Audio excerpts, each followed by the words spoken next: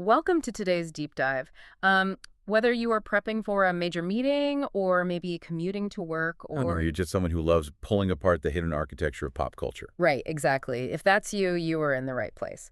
Today, we're pointing our spotlight at a deeply layered, highly complex figure. We're looking at the life and career of a man the world would eventually come to know as Playboy Buddy Rose. And we are working from a really comprehensive Wikipedia biography today. The source material, it tracks his life all the way from his roots in Omaha, Nebraska, through the grueling regional circuits, and eventually onto the grandest, most glittering stages of professional wrestling. Yeah, and looking at his Wikipedia bio, it's honestly easy to get distracted by the sequined robes and the theatrical villains. I mean, the costumes are amazing. But our mission for this deep dive is to look past the ring gear. Right. We want to uncover how one man utilized deep psychological tactics, weaponized self-deprecation, and sheer athletic talent to shape the careers of multiple global superstars. It really functions as a masterclass in owning your narrative, even when the odds are entirely against you. Completely. Okay, let's unpack this. Before he was the Playboy, he was Paul E. Pershman, born in Omaha in 1952. And he was a natural athlete from a young age, playing baseball and even hockey. Which you don't necessarily associate with pro wrestling right away. No, not at all. But in the early 1970s, he decides to enter the entirely unforgiving world of professional wrestling. And to understand what that meant in the early 1970s, you have to realize he didn't just walk into some, air-conditioned performance center with a bunch of cameras. Right, it wasn't corporate back then. Not even close. He went to a legendary training camp run by Vern Gagne and Billy Robinson. And in the wrestling industry, those two men are famous for a discipline called catch wrestling. Which is brutal. Oh, they utilize a very stiff, punishing style. And when we say stiff in wrestling terms, we mean the physical contact was heavy, the joint locks were legitimate, the cardiovascular demands were torturous. Yeah, the sources make it clear. You simply did not survive their camp unless you were a legitimate, tough-as-nails athlete who could endure intense physical pain. Which provides a lot of context for his debut. So we're looking at December 3, 1973, in Rice Lake, Wisconsin. He steps into the ring under his real name, Paul Pershman. Right. And he is positioned as a babyface. Which is just the industry term for the good guy. Exactly, the hero of the match. And he wrestles to a grueling, highly physical 15-minute draw. But the opponent for that debut match is such a fascinating data point. It really is. It was a fellow campmate named Bob Remus, who the entire world would eventually know as the legendary Straight Slaughter. Straight Slaughter. Yeah. It's a brilliant little snapshot of history. You have two absolute rookies, fresh out of this brutal training camp, just battling to a standstill. Yeah. And it perfectly sets the stage for his early grind. He spent his first few years wrestling under his own name, getting in the ring with massive established stars. But despite his obvious technical talent, and he was talented wrestling as Paul Pershman, the good guy, wasn't quite taking him to the absolute top of the industry. The audience wasn't connecting with him on a visceral level. Exactly. The in-ring work was there, but the persona wasn't clicking. And he recognized that plateau. The sources note that after a loss in early 1976 to a wrestler who would later become the Iron Sheik, he decides to depart the promotion. He needed a change of scenery. Right. He starts touring the National Wrestling Alliance territories, eventually landing in the Pacific Northwest Wrestling Promotion, or the PNW, in October of 1976. And this is the pivot. He debuts his new moniker, Buddy Ross. What's fascinating here is the territory system of the 1970s. Because back then, wrestling wasn't one giant national television monopoly like we think of today. It was incredibly fractured. Right. It was a patchwork of regional promotions.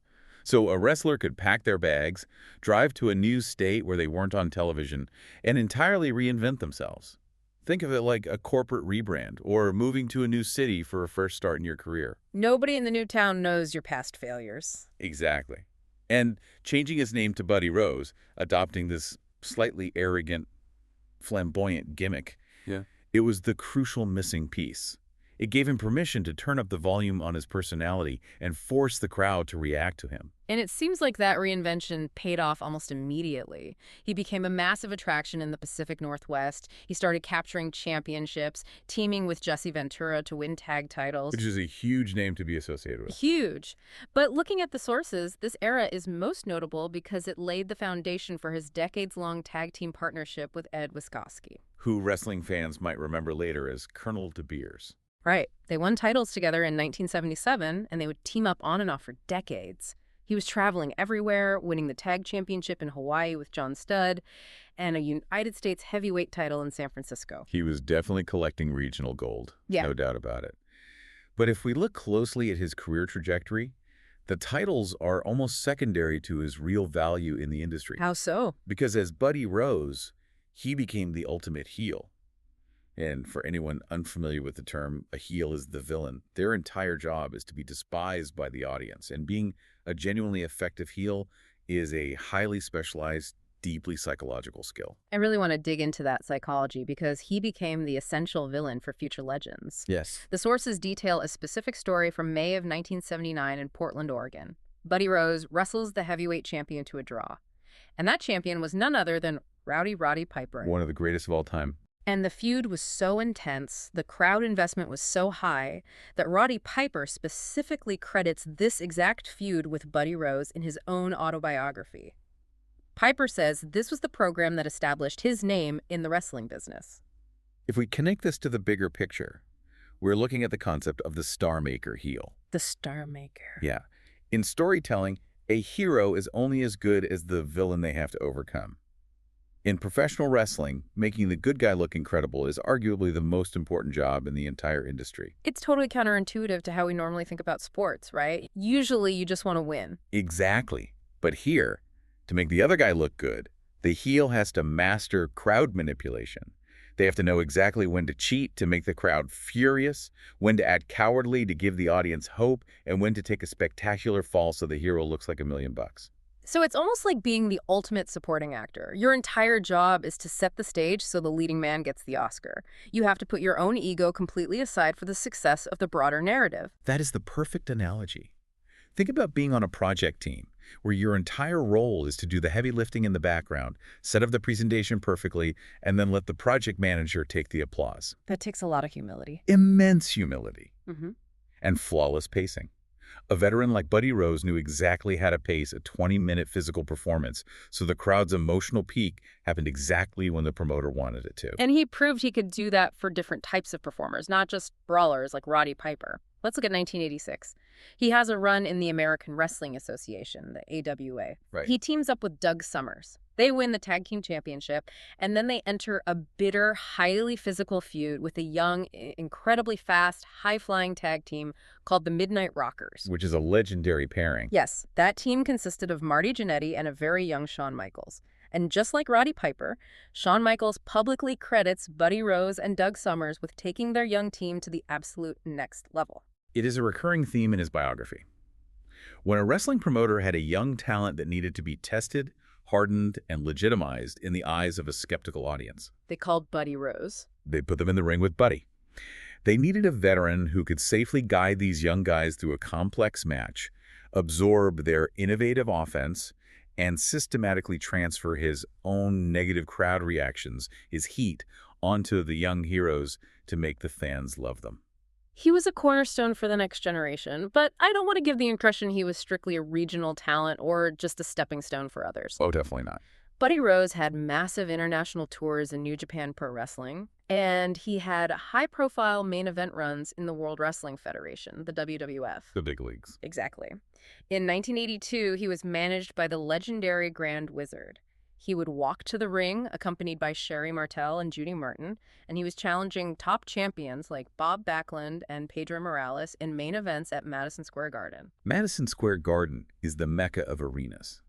You don't get put in the main event there for a world championship unless the company has absolute, unwavering faith in your ability to draw a paying crowd and deliver a compelling, flawless performance under the brightest lights possible. It's the ultimate proving ground. It is the ultimate pressure test. And speaking of the company testing him under pressure, here's where it gets really interesting. Today, we all know WrestleMania is a global stadium spectacle, pop culture royalty. Massive. But back in 1985, the inaugural WrestleMania was an unprecedented gamble. And the very first match of that historic event featured Tito Santana wrestling a masked man named the Executioner. Right. That masked man was Buddy Rose. That detail is profound when you understand the stakes. Think of it this way. In 1985, the concept of a massive closed-circuit pay-per-view was largely unproven in this industry. It was a massive financial risk. Vince McMahon had borrowed heavily to fund WrestleMania. He essentially bet the entire company on its success. If the very first match of the night is sloppy, or if the live crowd is bored and the energy drops, the people watching on screens across the country tune out. And if they tune out? The entire event could flatline, and the company potentially goes bankrupt. So they needed a safety net. Exactly. Opening the biggest, most financially risky event in wrestling history is terrifying for a promoter.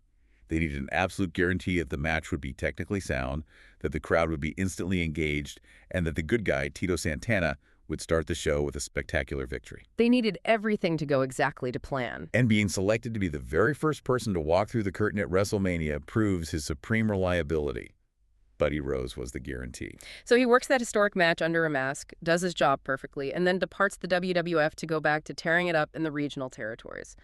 But let's fast forward a bit to the 1990s, because this era highlights a totally different kind of genius. A completely different phase of his career. He returns to the WWF in 1990, and he is primarily being used as an enhancement talent. Meaning his specific job was to wrestle on national television and lose, to elevate established stars. Right. But at this point in his life, his body had changed. He had gained a significant amount of weight. Which is tough, because in a highly visual, aesthetic-driven industry that was increasingly obsessed with bodybuilder physiques, massive weight gain could easily be a career-ending limitation. Yeah, you look at the wrestlers in the early 90s, they look like action figures. Precisely. Many athletes in his position would have quietly retired or hidden from the cameras. But his response to this physical change was brilliant. He takes this potential weakness and turns it into absolute comedy gold. He creates a legendary television gimmick directly out of his obesity. He's amazing. Picture this visual. The ring announcer introduces him and states his actual weight, which was 317 pounds. Buddy Rose would look visibly outraged. He would stomp over, snatch the microphone away from the announcer, and furiously scream at the crowd that he was actually a slim, trim 217 pounds. It's so good. And the crowd would just shower him with boos because the lie was so visually absurd. This raises an important question about the brilliance of extreme self-deprecation. He took the one thing he was likely most insecure about, the exact physical trait the audience was already judging him for, and he weaponized it. He owned the joke before they could make it. By leaning into the absurdity of the lie and demanding the audience believe he was skinny, he took all the power away from his critics. He turned a physical limitation into highly lucrative, unforgettable entertainment. It is such a bizarre, wonderful visual. You have a 300-plus-pound man getting into the ring with highly muscular opponents and demanding a pose down, flexing his arms like he was Mr. Olympia. The confidence is staggering. Or, out of nowhere, he would suddenly drop down to the mat and do effortless one-handed push-ups. Which is incredible at that size. He would even do athletic kip-ups. You know that acrobatic martial arts move where you're lying flat on your back and suddenly pop up onto your feet in a split second? It's showing off that old school training. Exactly, proving to the crowd that he still had that grueling Vern Gagne agility in him, regardless of his size. The sources note a famous quote from Vince McMahon during this era where he reportedly told the locker room, "I want everybody to work out, except for Buddy." Because the weight was the core of the gimmick. If he lost the weight, the joke wouldn't work anymore. He had made himself indispensable by being entirely unique.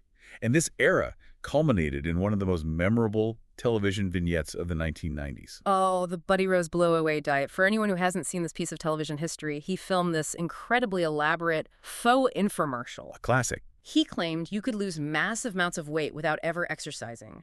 He would pour a jar of white powder all over his body and then use a standard household fan to literally blow away the fat. Just dusting it off. Right. And of course, when the powder cleared, he looked exactly the same, but he danced around acting like he was miraculously skinny. It is comedic timing at its absolute finest. It really is. And strategically, that comedic timing kept him on national television, continually employed and relevant, long past the point where a traditional wrestler of his size and age would have been let go. It shows a brilliant, highly adaptable mind. It does. But as with all great entertainers who make us laugh, there is a complex, often struggling human being behind the curtain. There is. And we want to pull back that curtain on Paul Pershman's personal life to give you a complete picture of who this man was. Outside the ring, the sources paint a picture of a guy who absolutely loved Motown music. I love that detail. Yeah, and in the mid to late 90s, after his national television run ended, he actually hosted a call-in radio talk show in Portland. He was a dedicated dog lover. He had two dachshunds named Prince and Penny that he adored. Very normal, grounded things. He was married 3 times, first to Lynette, with whom he had a daughter, Alexia. Through Alexia, he had 4 grandchildren. He later had a brief marriage to Tony Osborne, and finally he married Tammy Marie Kelly in 1990, and they stayed together for the rest of his life. Hearing those quiet domestic details, the dachshunds, the grandkids, the local radio show, it really grounds the story. Okay. It reminds us that the performers we see taking these massive physical risks on television have regular, quiet lives when the cameras finally turn off. Yeah, they aren't just characters. And inevitably, they face very human, very difficult struggles. Yeah. The source material is very transparent about his darker battles. The grueling travel schedule and the constant physical pain of the industry took a severe toll. He fought a years-long cocaine addiction, which eventually escalated to the point where he had to complete 6 weeks of intensive outpatient rehab to get clean. And that highlights the stark contradiction of his 1990s comedic persona. Wow. The audience was laughing at the blow-away diet and the slim, trim, 217 pounds routine. But behind the scenes, that same weight gain was part of a deeply difficult, lifelong struggle with severe obesity. It wasn't just a prop. No, it was a health crisis that led to severe blood sugar issues and debilitating diabetes later in his life. It is a sobering reminder of the physical and mental cost of entertaining us. He continued wrestling on the independent circuit for years, having a bit of a career revival in the Pacific Northwest and the West Coast Championship Wrestling promotion in Canada. Keeping the passion alive. But he finally hung up his boots for good in 2005. His final match was at an event called Wrestle Reunion in Tampa, Florida. And fittingly, he was in the ring against his old career-defining rival, Roddy Piper. A very poetic end to his in-ring career. Full circle. 4 years after that final match, on April 28, 2009, he tragically passed away. His wife, Tammy, found him peacefully in his chair in front of the television at their home in Vancouver, Washington. So sad. The medical examiner attributed his death to natural causes, heavily influenced by his long-term battle with diabetes and weight issues. He was only 56 years old. Far too young. But his legacy in the industry was permanently cemented. 10 years later, in 2019, he was posthumously inducted into the WWE Hall of Fame Legacy Wing. It is a well-deserved permanent honor for a man who spent the vast majority of his professional life making sure everyone around him looked like $1 million. So what does this all mean? When we look back at the life of Paul Pershman, the man the world knew as Buddy Rose, we are looking at an unseen architect of the modern wrestling landscape. He was a guy who survived the most brutal, old-school training methods, headlined the most famous arenas in the world, was trusted to serve as the safety net for the very first WrestleMania, and when his body inevitably changed, he completely reinvented himself as a comedic genius to stay relevant.